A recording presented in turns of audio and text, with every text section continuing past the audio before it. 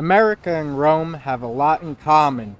One thing Americans have in common with Rome is we kill tyrants. We stood defiant against the Slav king George III, and once again it is time for us to stand line by line in defiance against the tyrannical managerial class. The Leviathan can only be killed with love. Love of God and love of our glorious United States of America. From sea to shining sea, to the moon and back, we are the great American people. And we, the people, demand the serpent be put to death. It is crazy to me, the sheer amount of money printing.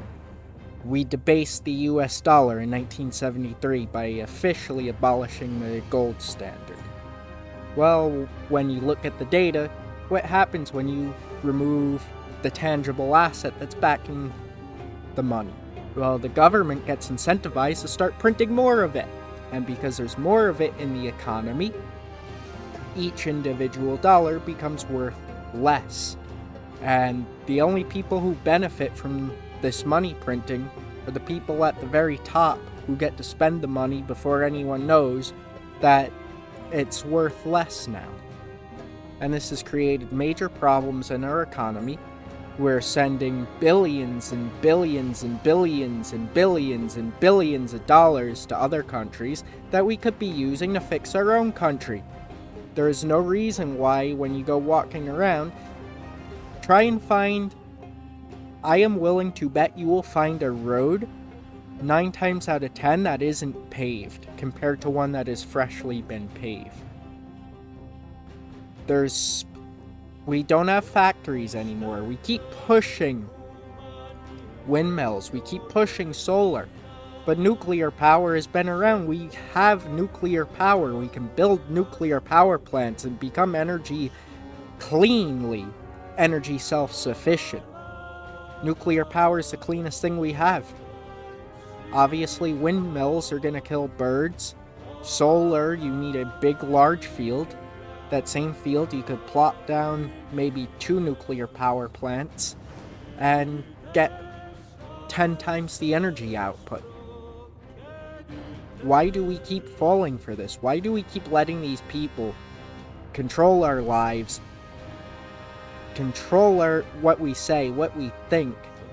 And if you think they're not controlling what we think, they absolutely are. When I was in my senior year, I'm only 21. When I was in my senior year in high school, I actually commented on something. I was like, isn't this supposed to be an apolitical environment? Why are we posting all of this socialist propaganda in the hallways? Well, I can tell you why, and it says Yuri Bezmenov warned. It is, they want to replace the regime.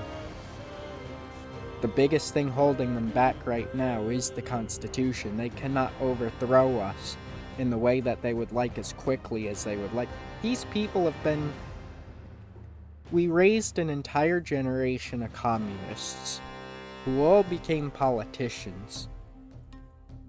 And then, once they became politicians, they started pushing these really destructive policies. I mean, look at defund the police. You claim to be doing it for African Americans, yet the police, the African American community needs the police. It has horrible crime and horrible social issues. If you take the police out, it just descends into chaos.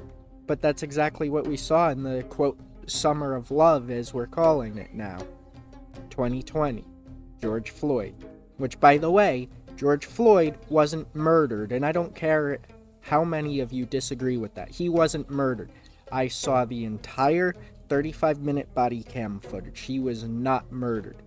He died at the wrong place at the wrong time because he was on drugs.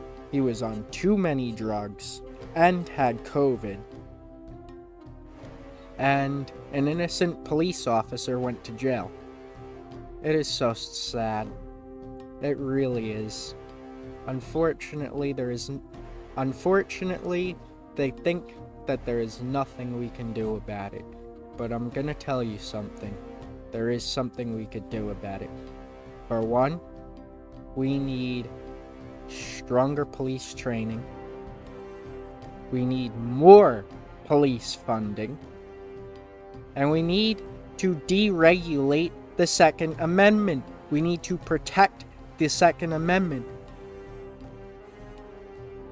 A well-regulated militia being necessary to the security of a free state, the right of the people to keep and bear arms shall not be infringed. But we're infringing on it, and we've been infringing on it for well over a century. Timothy Sullivan, a known corrupt politician out of Tammany Hall, sponsored what is known as Sullivan's Law in New York, a tyrannical concealed carry restriction, where only recently, off of the back of New York State Rifle and Pistol Association v. Bruin, are they starting to turn back some of these laws. There is no reason why a corrupt politician who was cheating the voting booth was able to push a bill into law, not for keeping the community safe, because no, that wasn't why he wanted the pistol permitting system in the first place. He wanted to disarm Black Americans. He wanted to disarm Italian Americans. And he wanted to ensure that his political rivals were disarmed while his political allies were armed. It was a clear, tyrannical power play. And we are seeing the fruits being born from today, from the progressive era, and from the post-World War II era. And it is not looking good. If you were to explain our concept of work to a Roman patrician, you know what they would say? Oh, do you mean the slaves? We are not slaves. None of us. We were never slaves. We are the defiant ones. We do what we want. We do as we feel. And yet, we have this faceless, soulless, bureaucratic rot commanding our every second of our lives, shoving advertisements in our faces, programming our minds, and indoctrinating us from the time we're children to support them. This isn't the America of 1791. This isn't the America of 1838. This isn't the America of 1890. This is an impersonation America. A fake America that was built by elites who want to crush the middle class, who want to crush our neighbors, our friends, our family. They want to destroy us. They want to kill our culture. They want to kill our spirit. And eventually they will kill us. They will send us to the gulags if we don't stand up and fight them now. We have been pushing against property rights, which America was built on property rights. If you modify your own device, your own electronic device that you paid for with your own money, you could go to jail under the DMCA for, quote, modifying or tampering with digital locks. Meanwhile, Google, Facebook, Amazon, they can all spy on you. TikTok, they can collect data about your life every second, every day, and they know more about you than you do. And we've been sitting by and letting it happen. And we're not going to survive if we keep letting this happen. We are not going to survive. And they are going to come and they are going to crush our freedom of speech. They already are crushing our freedom of speech. We have hate speech now, quote unquote. We have people, real horror stories of people who say something that 10 years ago would have been acceptable, now getting canceled, now getting publicly humiliated, their lives destroyed. We can't let this happen anymore. We need to enshrine digital privacy into the Constitution. It is a God-given right that when I go home at night, I can close the blinds so that way the creeper doesn't look in my window at 3 o'clock in the morning. Well, why can't I do that with my phone?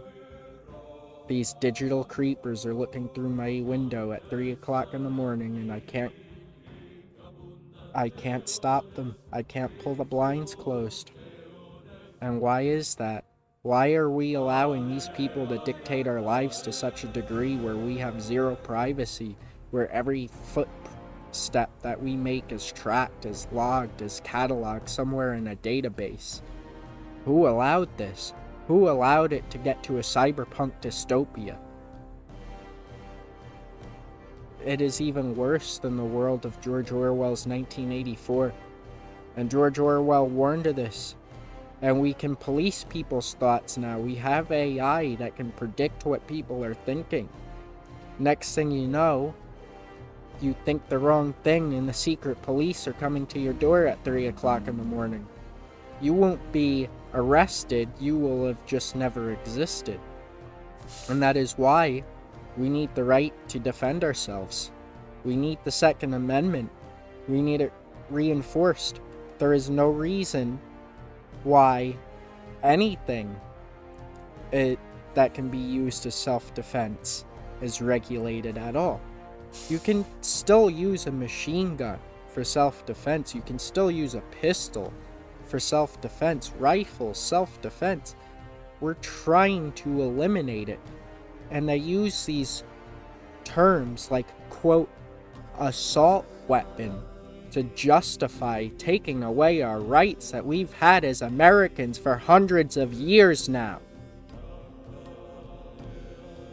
Meanwhile, the news will report to us on every school shooting, tell us how it is good for us that they take away our rights to keep and bear arms, that it is good for us that only the criminals and the police can have guns, that it is good for us to submit to their tyrannical rule.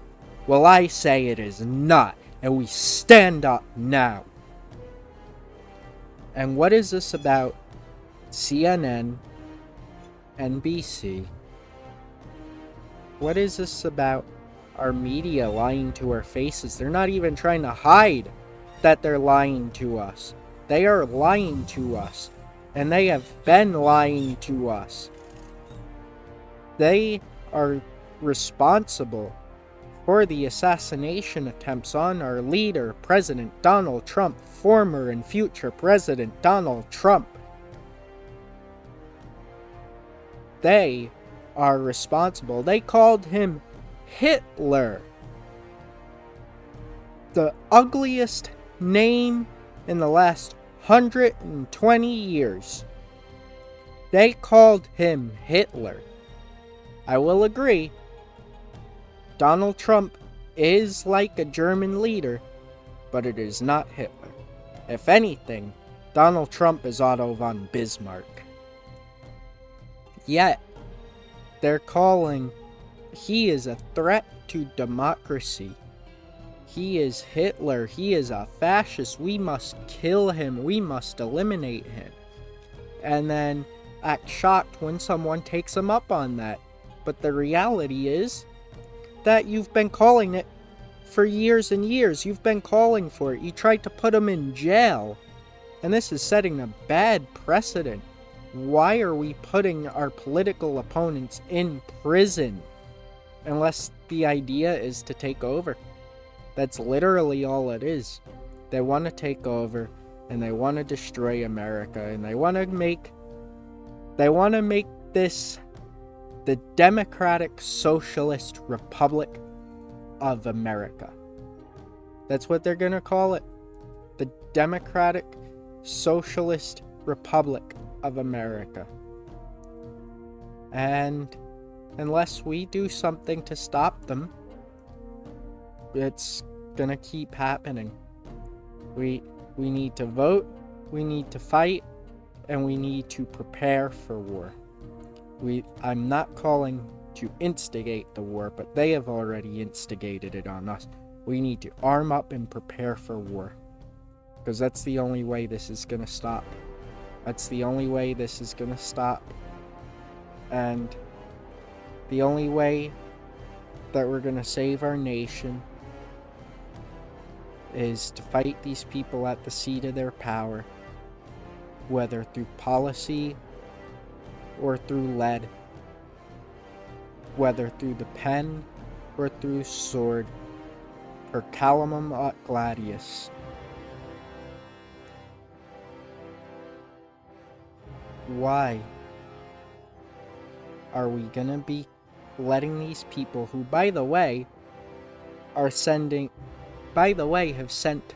$120 billion at least to Ukraine?